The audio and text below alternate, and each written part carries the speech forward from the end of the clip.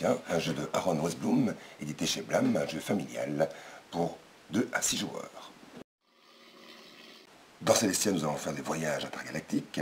Nous avons pour ceci un super aéronef dans lequel les joueurs vont prendre position et que l'on place au départ avant la première étape. Les étapes sont représentées par ces différents petits cartons. En face de chacune de ces étapes, il y a les cartes trésors sur lesquelles il y aura les différents points de victoire. Au centre du jeu, il y a 4 dés. Au début, on va en utiliser 2 pour les différentes étapes, puis on devra en utiliser 3, et puis à la fin, on devra en utiliser 4. C'est marqué sur les différentes étapes. Sur ces dés, nous retrouvons différentes faces, soit des oiseaux qui vont nous empêcher de voler, soit des nuages et du brouillard, soit des attaques de pirates, soit encore des éclairs et des orages. Le joueur a reçu aussi un certain nombre de cartes qui vont lui permettre de répondre à ces différents éléments qui vont empêcher notre vol.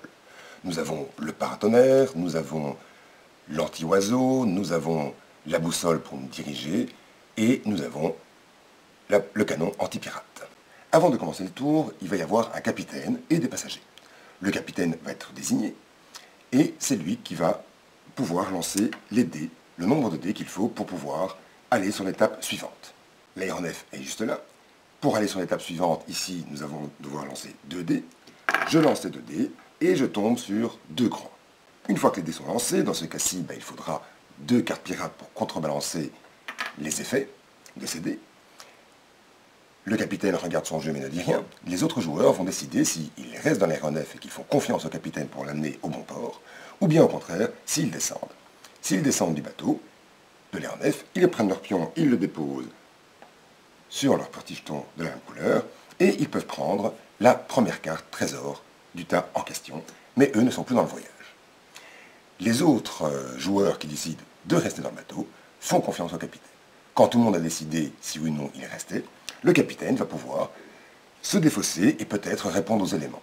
Dans ce cas-ci, c'était moi le capitaine, je dépose une carte anti-pirate et une carte joker, et effectivement, je peux progresser, et donc l'aéronef augmente d'une étape. Le capitaine va devenir le joueur à gauche du premier capitaine, et ainsi de suite. Si à un moment donné, le capitaine ne sait pas répondre aux événements, parce qu'il n'a pas les cartes qu'il faut, l'aéronef va devoir se cracher, et donc il va redescendre au début. Les joueurs qui auraient été dedans ne vont pas marquer de points. Une fois qu'on est comme ça, tous les joueurs retournent dans l'aéronef, et une nouvelle manche va commencer. Il y a la carte débarquement, c'est-à-dire que si je joue cette carte-là, je vais pouvoir débarquer un joueur contre son gré et le déposer sur la destination devant laquelle est l'aéronef.